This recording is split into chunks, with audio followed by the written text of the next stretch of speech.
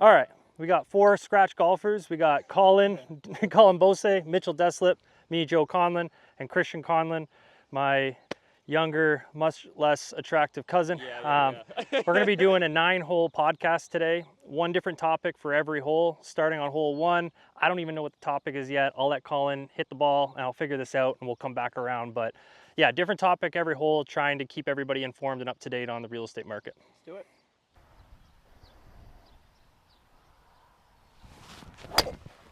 Nice shot, Collin. Oh my gosh.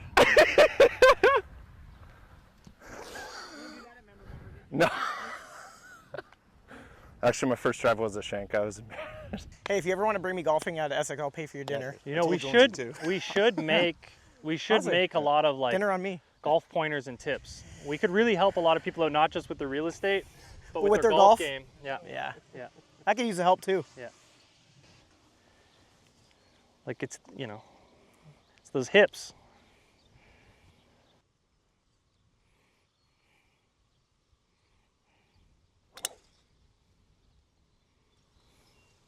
It's coming back. Looks like Mitch is the only one in the fairway. First question I have is how the longer days on market is changing the way we prep our listing strategies and how we're listing properties. Funny enough, I actually looked at the data today, and the average days on market has gone up year over year, but average days on market actually has declined steady since December. If you go to certain micro locations, I did notice that the average days has gone up, but Windsor-Essex as a whole actually has declined. But I have found the strategy being different. I know you do a lot of listings, Mitchell. I'm assuming you're prepping, even if you're using the low price strategy, you're probably prepping your clients on the fact that it's not a guarantee on week 1, and it's Absolutely. a bit of a No, you got to be prepared flip. for that. And just like anything, you're going to get a majority of your activity in the first, 7 to 10 days of a listing. So I think pricing now is more important than ever. And setting expectation Absolutely. that it's not going in days 5, 6, 7 as a guarantee. And before it was, I wouldn't say a guarantee, but pretty damn well close. All right, we're already at my ball because I smashed one out here. That was quick. Actually, your course is in good shape. Shout out Sutton Creek Golf Course. Shout out.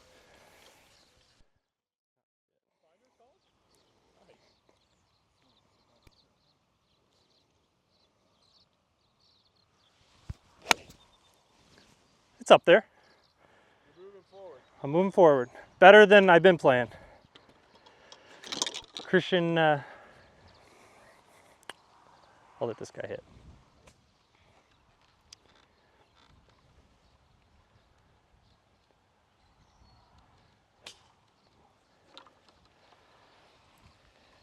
On the buying end, what kind of information are you giving the buyers in regards to the pricing strategies being made? Like when people see an underpriced strategy, are you kind of prepping them on the fact that, again, it's not a guarantee and not to let it scare them like before as much? Yeah, for sure.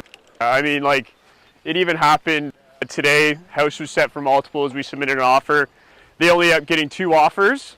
And then another offer that I sent out is the complete polar opposite, ended up getting 11 offers. So it's a completely different kind of playing field for sure. You got some of those listings that will still catch fire, on week 1 and will be gone in one foul swoop. And you got other ones that, you kind of prep your buyer that maybe this is a possibility. Whereas, 2-3 years ago, if you saw something that was listed at $599 or $299, you almost didn't even want to show the house because you were under the anticipation, and you were usually right, that it was going to get away from us. So definitely a different playing field. I'm kind of enjoying it. Buying side's not as bad. Well, even the offer that you said you had won today in a more competitive market, I think you would have kind of written it off as not even having a chance, right?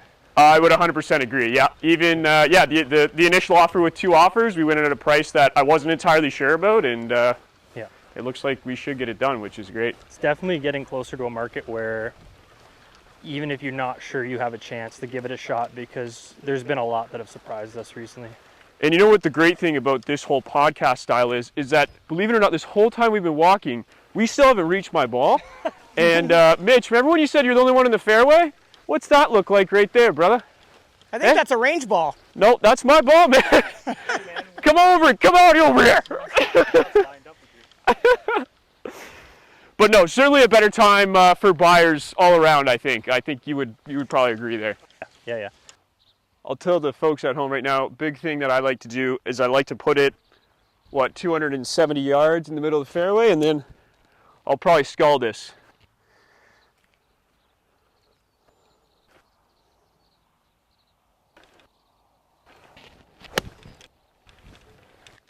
Looks a little long, but it should be. Should record you more often, buddy. Just off the dance floor.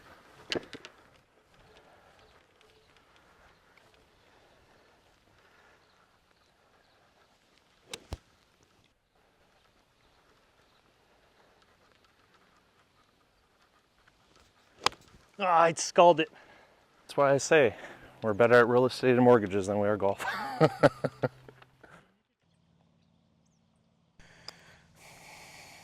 I'll take that start compared to last time. The bogey.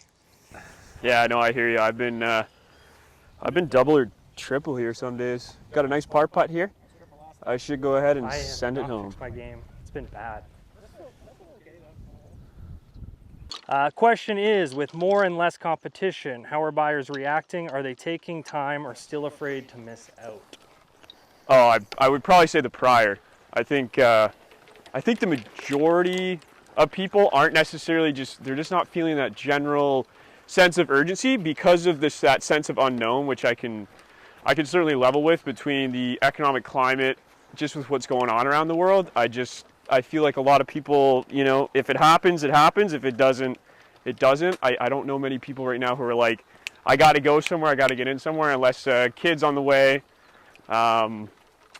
I honestly don't know what else is causing any sense of urgency right now. I feel like even in multiples, there's not a lot of urgency. It's kind of that if I don't get it, wasn't meant to be mentality, right? Yeah, 100%. Yeah, and then even sometimes with like 3 or 4 offers, you only see $20,000 or $30,000 or $40,000 over list. So, whereas a year ago even it was 6 offers that meant at least 50, 60, or 70K. So it's pretty interesting. But again, I don't mind it all that much. It's not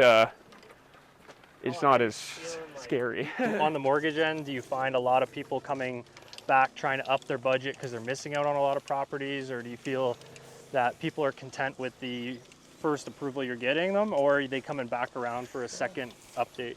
A little bit of both. Like obviously if they've been on the hunt for a while, they may come back, but a lot of people don't want to go towards the maximum. They're looking at their monthly budget, and sometimes the pre-approved amount might be too much, but depends if it's a month's worth of searches and they're not finding anything, then they could always look at adding a co-signer, but might not be an option for everyone. So I agree. Yeah, it's been I'd say for the most part there's no sense of urgency anywhere other, even on the selling side, as long as you prep that Unless you have expectation. a property to sell, but Yeah, like if they've already purchased kind of thing. Yeah. There you go. Oh my God, Christian's been playing lights out this summer, dude. I'm telling you, the kid's he's dialed. You couldn't have hit a better ball. Yeah. You couldn't have hit a better ball. You're 130 in, you perfectly felt that curve. That was nice. Yeah, we're gonna edit this, Mitchell, so it's all. I outperform in front of the camera, I guess.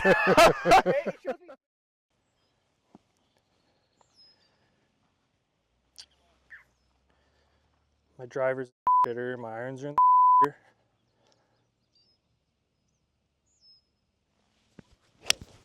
balls in the Yeah, I mean, I don't know what result you're expecting when that's what you say over top of your ball. You're one of the only people I know who does that. What's that? Dude, the guy stands over his ball, he's like usually like, this probably isn't going to do very well, and then resumes hitting. Okay, so right now, what are you seeing on the mortgage front? Are you seeing that there's more people kind of hoping to hold off in regard to maybe there being a rate cut in the near future, or are you kind of seeing people kind of take advantage of the rates that are currently posted? yeah, so a little bit of both, and we saw this last couple of years. Rates are always going to move, and the government can change things at any time. So best thing to do, get pre-approved early. We hold the rates for up to 4 months, so it gives you time to wait. And if rates go up, we have the lower rate held, but if rates come down, we can still run a new application at the time. So So seeing a little bit of both. And are you seeing any sort of like change ups in whether it's 5-year fix, 3-year fix, variable rate? Are you seeing any sort of common trends, or is it kind of just being consistent with the last few years? Yeah, it's been consistent, but it's based on everyone's individual financial goals. No doubt. Some people buy a house, live there for their whole life, so sometimes a longer rate makes more sense. Yeah. Where if you're growing a family, you know you may need to upsize in the next few years, like Yeah. a shorter term may work out better. So I've noticed the 3-year isn't all that bad right now in comparison to the last couple of years. Yeah. Because usually I always kind of, I don't know why, but just out of curiosity, I usually keep an eye on 5-year fixed, 3-year, and then variable, just to kind of see the different options for my clients. And I looked the other day and I was like, wow, the 3-year is actually competitive with the 5-year fix, which you don't see very often. yeah, so it's really popular because of all the uncertainty. Yeah. Because if you're locking into a 5-year and something happens or rates go down in the near future, a lot of people want to get out of that mortgage, refinance, go for a low rate. Yeah. So the 3-year just gives them a bit less on the timeline. So. Yeah. Having fun with you, gentlemen. It's been too long. I know, seriously. I'm playing pretty fucking good. I seem to be finding a lot of fairways, a lot of greens. Yeah, he's doing pretty good. He's doing pretty good. So, yeah. Yeah, real good, real good. Yeah, what do we?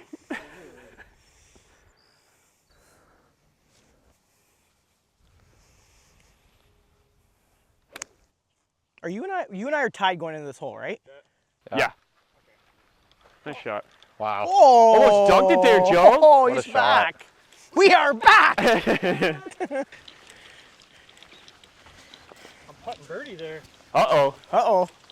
You know what that means? I'm chipping birdie. Guy's getting a bogue. I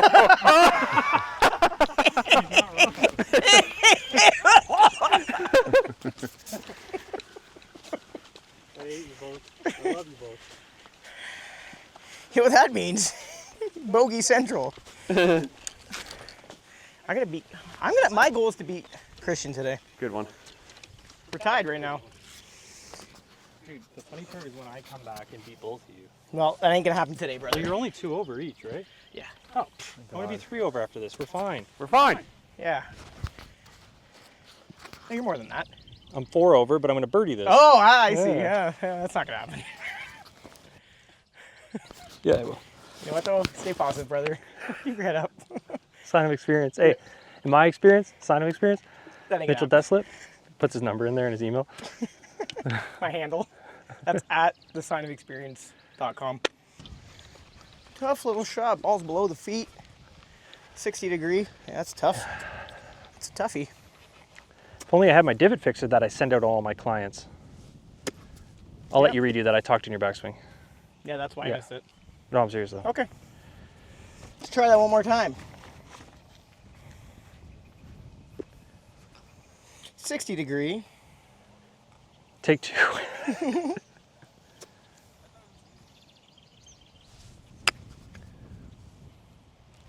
He's cheating!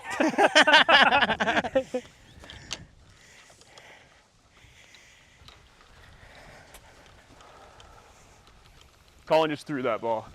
Where? Did he? No, I'm joking. That'd be hilarious. Literally. You just see the top of his arm release. Yeah. All right, I gotta put this in for par. If only I had the divot fixers that I sent to all my clients.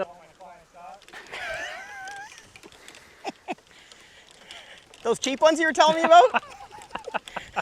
Son of a... Those ones you stole from the...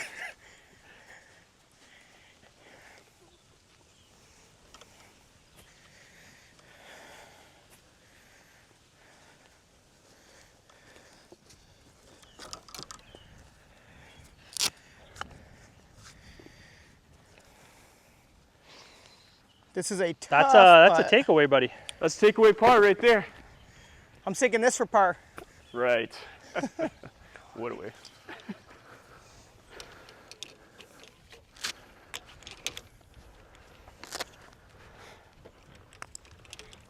Ooh, I like the weight. I don't like the It weight. hit a bunch of rocks. All right, Christian. Nice hole. You dirty dog.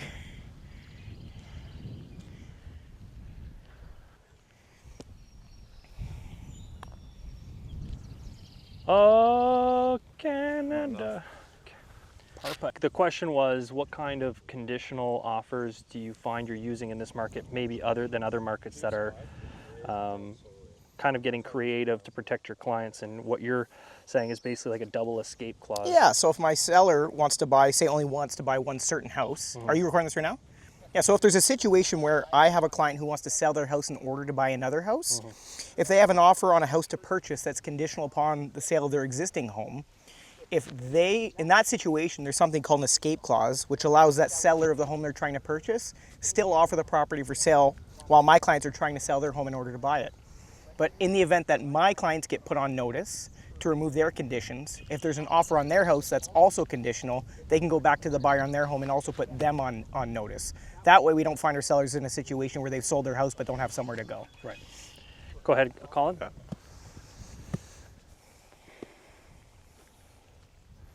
Have you been using that? 2 or 3. Yeah. So There. basically, Mitchell, like, you know, the thing is, you always use the escape clause to get out of, if you get put on notice from another offer. But if you get put on notice, if somebody gets another, If there's a chain of homes in a row, yeah. like if there's multiple homes in a row, Yeah. and you get put on notice, you want to go backwards down the chain and be able to put the buyer on your home on notice. Right, because you don't want them to get put on notice, put you on, yeah, you don't want them to get put on notice, and then you're stuck, still locked into a contract. Correct. Yeah, That's right. and it's kind of complicated, but at the same time, It's one more step we do to protect our clients. Yeah. And it's funny because let's say the top of the chain is at a 72-hour escape. The next might have to be a 48, Less. and the next might have to be a 24, Correct. and the next might have to be a 12. Yep. Last year I ended up in a 5 chain. Where it has to be less each way Yeah. back. It has to be less everyone back, so everybody has a chance to get out. That's right.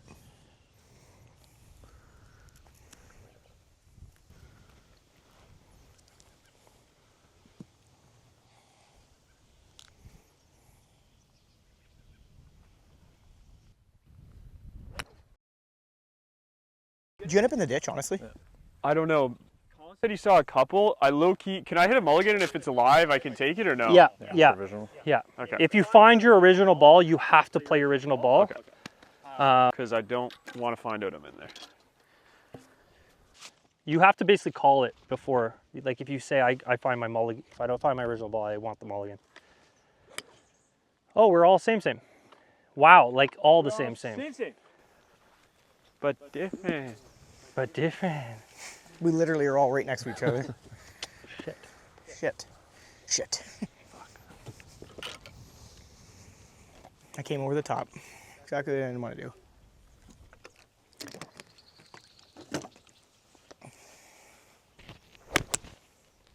Oh, you're gonna like that. Yeah. That's coming back nice.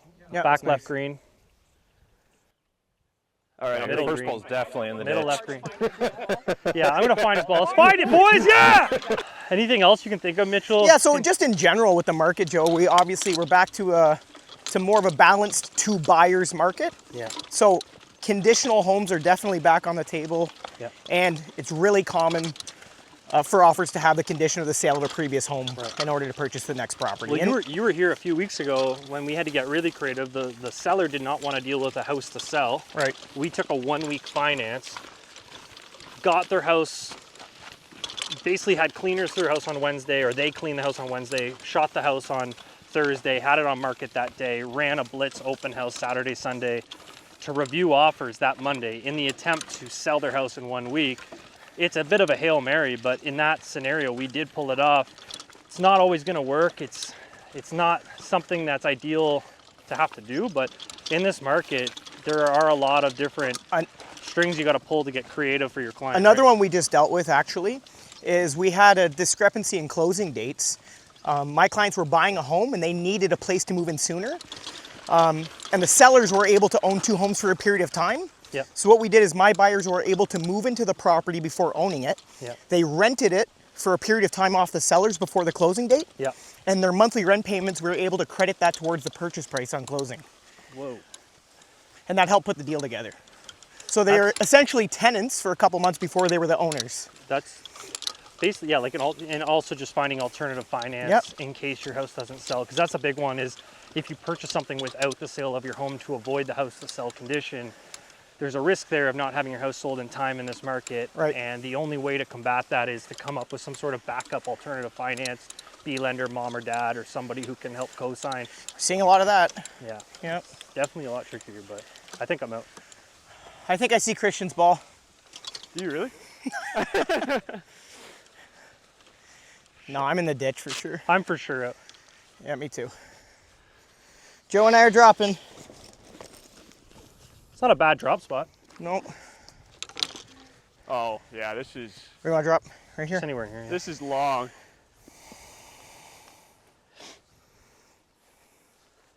You're good, Christian. I'm not going to allow you to pick it up if you found it. I would bury it. All right, go ahead, Colin. Yep. Yeah, that one actually helped put the deal together recently. Clients moved in for 3 months in the home they were buying before the closing date, rented off the sellers. Oh yeah, see, that's not one I've done in a while. And they were able to credit their rent payments towards the purchase price. Renting off the sellers, that's one I really haven't And it put the done deal in a together. few years, yeah. Yep. Just to extend the closing, right? There was, the buyers needed it sooner and the sellers were able to own property for 2, so they got out sooner their next home. It was to able to work out so nobody was homeless. It's not good when your clients are homeless. No. All right. Who's going to get closer here, Joe? Me. All right, we're going to see who's going to get closer on this next shot. Joe from the Joe Conlon Real Estate Team or Mitch from the Sign of Experience Real Estate Team? Good luck, Joe. Go first. Oh, I have to go first?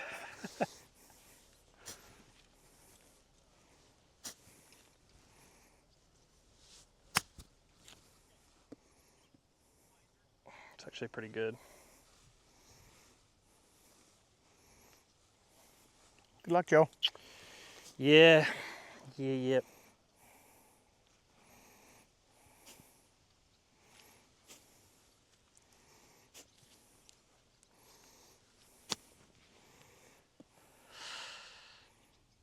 Ooh. We'll call it a draw. We'll call it a draw. We'll call it a draw. Mitchell, what were we talking about? We were talking about if now is a good time to buy an investment property. Yeah. And we were basically saying that Basement ADUs, I find very good cash flow, but I would say short-term fix and flips. I think that's what you're saying. Short-term fix and flips are not really the game right now. No. Not saying they can't be. It's just so volatile and hard to predict. And the demand isn't there to drive that upper price point. But purchasing a long-term investment that's producing cash flow is never a bad thing. especially if it's cash flowing today in what's considered a higher interest rate environment. Right. If it's cash flowing today, and That's a good generally point. we think that rates are going to continue to come down slowly, then Right. if it's cash flowing now, then Right. I don't think it's a bad purchase price because as rates continue to come down, the value of that asset will go up. Next one here. This one's going to Collin Bossé. What are a couple things buyers can do right now to improve their approval odds or lower their rate? Lower their rate, really, that I guess would be 20% down. And I would say be ready, have your documents ready. Try not to start a new job right before you apply. Get done early. the only thing that really affects the rate too much is your down payment, right?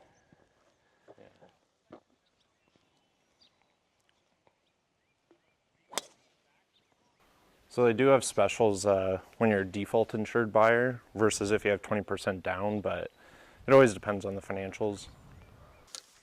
Oh yeah. Watch yourself, Joe. Oh, how am I gonna get out of here? Watch out, you're gonna die. Joe? Nope, no time. There's no time.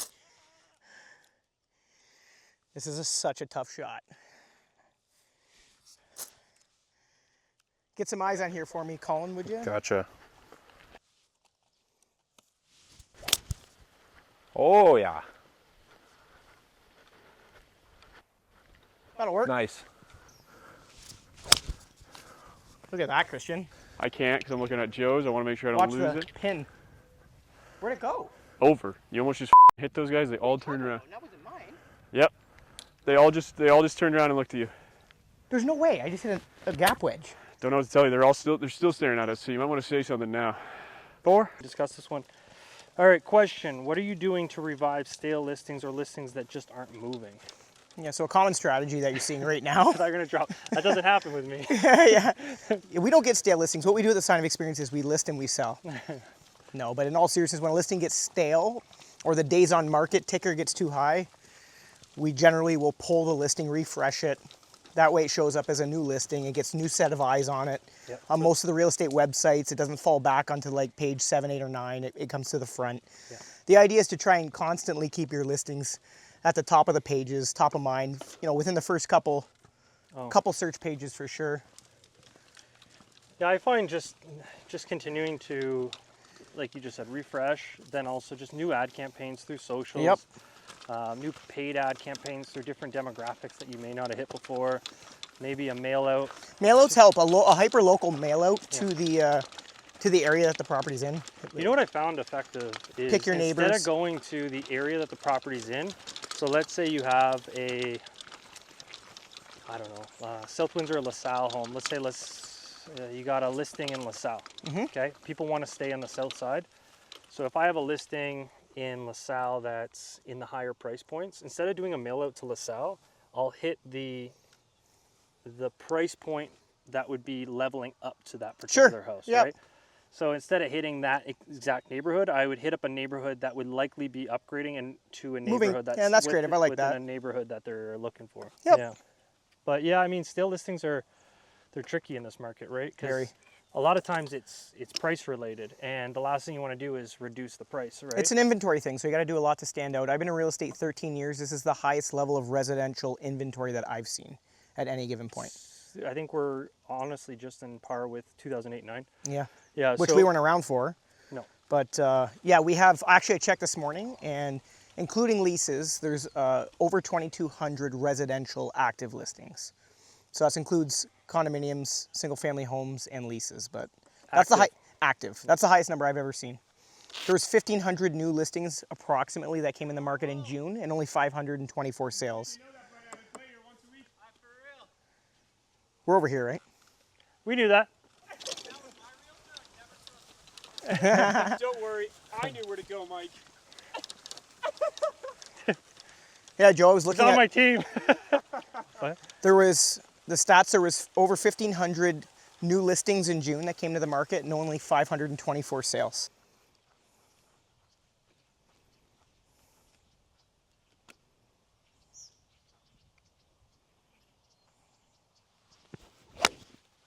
Nice. That'll work. That'll do. Get some eyes on this for me. I'm using the driver. Yo, are you going for the green? Because the guys you almost killed, I'm pretty sure are on there right now. So like, if you want to maybe double down, do it. Yeah, no, I'm just trying to clear it. Yeah. Keep that in. Okay.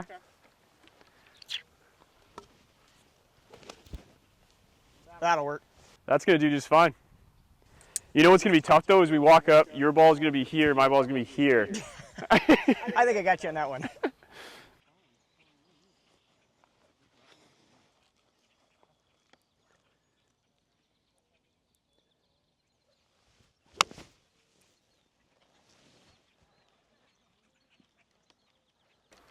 It's a good shot, Joe. When the interest rates come down, let's say 1 or 2 rate drops, what kind of impact do you think that will have on the buyers, the inventory, the market in general? Do you think it will have a big impact? Do you think it's enough to get the market moving? Or do you feel that we're going to need more than that to get the inventory to start coming down and the price start going up and the market to move a little more aggressive? Yeah. Yeah, I've wondered that myself. I think it's certainly one of the cogs in the machine that we need to get, moving. But at the end of the day, do I think it changes and, turns the market upside down again? No, I think, Mitch, you just said it, a trade agreement I think would even have a bigger impact in my opinion, just given that we're such a dense auto manufacturing here in Windsor. Like this market is, majority tool and die, a lot of people working at Ford, a lot of people working at Chrysler. So something like that I could honestly see going a little bit further, just because it's the confidence I feel, not as much, because even historically, like interest rates aren't that bad right now in comparison to a lot of different years. Like, historically you bounce in between 3 and 5%. Are we a little bit higher?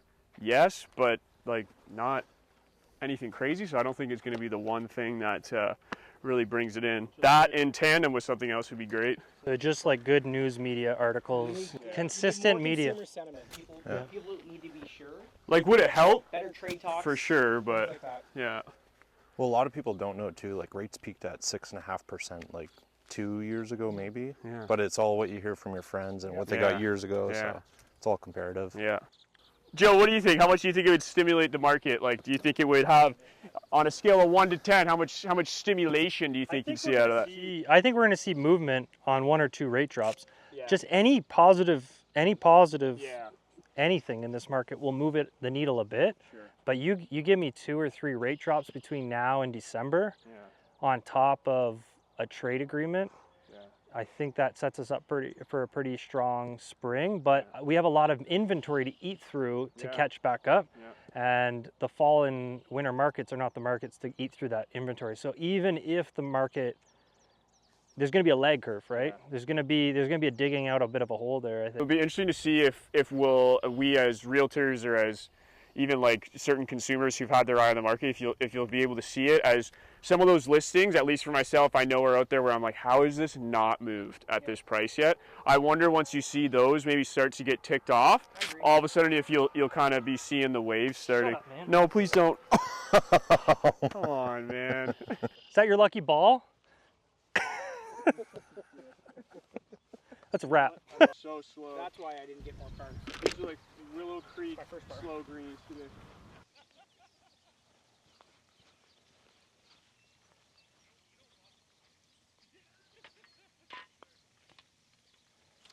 No break, eh?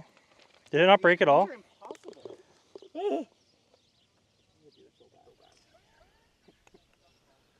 Nice. What are you doing right now?